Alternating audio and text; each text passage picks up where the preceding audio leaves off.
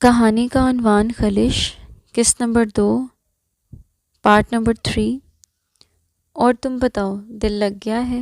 رائمہ نے چائے کا کپ تھامتے ہوئے محبت بھرے لہجے میں اس سے پوچھا تھا۔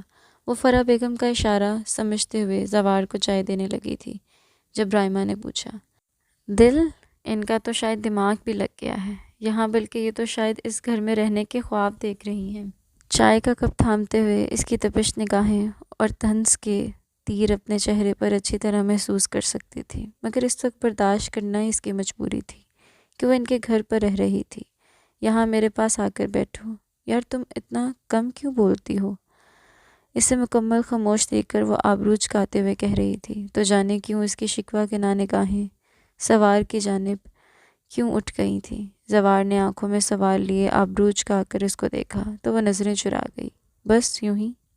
وہ مروتاً مسکرائی تھی۔ بس یوں ہی کیوں بھلا؟ لڑکیاں بولتی اچھی لگتی ہیں بھائی، میری طرف دیکھو، میں تو 24 گھنٹے بولتی رہتی ہوں۔ وہ اسے بولنے پر اکسانے کی کوشش کر رہی تھی، جبکہ لنتا کا دل چاہا کہ اسے بتائے وہ بھی پہلے بہت بولا کرتی تھی جب بابا زندہ تھے، جب سننے والے تھے، مگر اب کسی اجنبی گھر میں غیروں کی طرح رہتے ہوئے وہ کیا بولتی۔ ویسے لنتا بیٹا، سینڈوچ بہت مزے کے ہیں، فرح بیگم نے تعریف کی۔ شکریہ آنٹی، اس نے مسکرا کر جواب دیا۔ وہ نماز کا کہتے ہوئے وہاں سے چلی گئی تھی۔ کتنے دن کے لیے آئی ہو؟ تاکہ میں ڈیسائیڈ کروں کہ ابھی سو جاؤں یا تمہارے ساتھ بیٹھوں۔ زوار نے عمر کے گال کھینچتے ہوئے ایک نظر پٹر پٹر بولتی رائمہ کو دیکھا۔ اس کے آنے سے گھر میں رونق ہو جاتی تھی، ورنہ تو الو ہی بولتے رہتے تھے۔ ویسے بھی گھر لڑکیوں کی ہنسی کی چھنکار سے ہی بعد نظر آتے ہیں۔ آپ سو جائیں، کیونکہ آج میں خاص طور پر آئی ہی لنتا کے لیے ہوں۔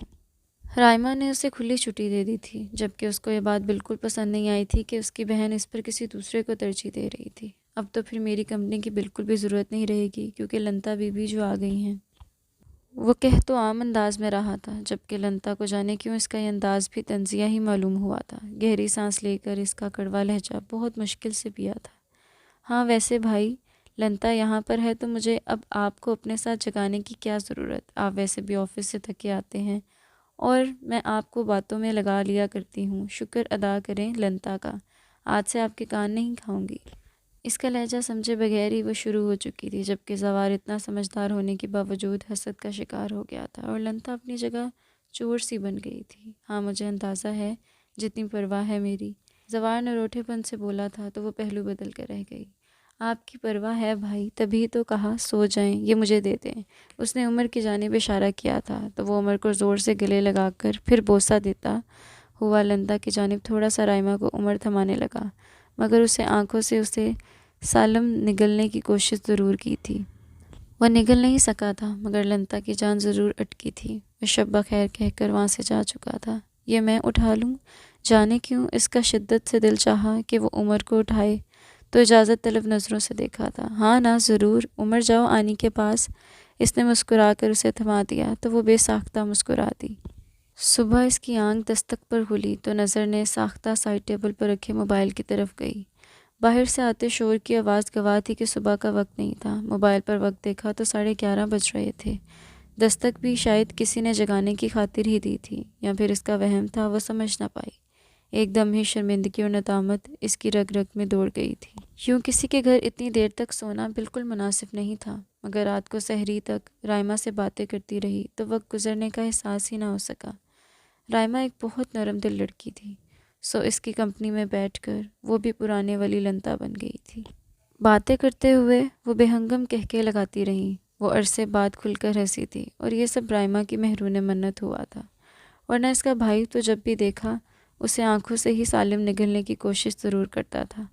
وہ فریش ہو کر لباس بدل کر نیچے آئی تو لانچ میں اسے زوار عمر کے ساتھ کھیلتا دکھائی دیا۔ اف! اس نے خود کو اعصابی طور پر مضبوط کیا۔ ماموں کی جان؟ وہ اس وقت کافی خوشگوار موڈ میں لگ رہا تھا، اور کہیں سے بھی وہ سنجیدہ سا زاور نہیں معلوم ہو رہا تھا۔ وہ اس سے نظر بچا کر کچن میں آنے میں کامیاب ہی ہو گئی تھی، ورنہ اس کے طنز خالی پیٹ سننے کی اس میں طاقت نہیں تھی۔ یہ زاور صاحب آفس نہیں گئے آج؟ اس نے شبو سے پوچھا تھا۔ نہیں بی بی جی، آج تو اتوار ہے نا۔ شبو کے کہنے پر اس نے سر ہلایا۔ اچھا یہ رائما اٹھ گئی ہے کیا؟ اس نے شبو کی جانب دیکھا تھا۔ اسے یہی تقریباً 2 ہفتے ہو گئے تھے تو کچن کے کچھ کاموں کی وہ عادی ہو گئی تھی۔ ہاں جی اٹھ گئی ہیں، اس نے فوراً چائے کا پانی چولہے پر چڑھاتے ہوئے بتایا تھا۔ او ہو مجھے بھی جگا دیتی، مناسب نہیں لگتا اتنی دیر سوتی رہی میں۔ ایک بار پھر شرمندگی کا اٹیک ہوا تھا۔ ہمارے ہاں مہمانوں پر اپنی مرضی اور گھر کے اصول نہیں تھوپے جاتے۔ زوار کی بھاری گمبھیر آواز پر اس کے ہاتھوں سے کپ گر گیا تھا اور دل کی دھڑکنیں تیز ہو گئی تھیں۔ وہ کپ کے ٹکڑوں کو دیکھ کر سوچ رہی تھی کہ آیا کہ اس کے دل کے زیادہ ٹکڑے ہوئے ہیں یا کپ کے۔ زاور نے تاسف سے اس کی پشت کو گھورا تھا۔ وہ دروازے میں کھڑا تھا۔ لیکن صاحب جی، بڑی بیگم صاحبہ تو کہہ رہی تھی کہ لنتا بی بی کو نہ اٹھاؤں، ان کا اپنا گھر ہے، جب دل کرے گا وہ اٹھ جائیں گی۔ شبو نے معصومیت سے کہتے ہوئے اس کے غصے کو ہوا دے دی۔ تم باہر جاؤ شبو، وہ سختی سے ٹوکتے ہوئے بولا تو وہ سہمتی ہوئی باہر چلی گئی، جبکہ وہ نظریں جھکائے فرش کے بکھرے کانچ کو دیکھ رہی تھی۔ اسکلم زویا مجید چودھری۔ قسط جاری ہے۔ کہانی کا بقیہ حصہ دیکھنے کے لیے ہمارے چینل کو سبسکرائب کریں۔ شکریہ۔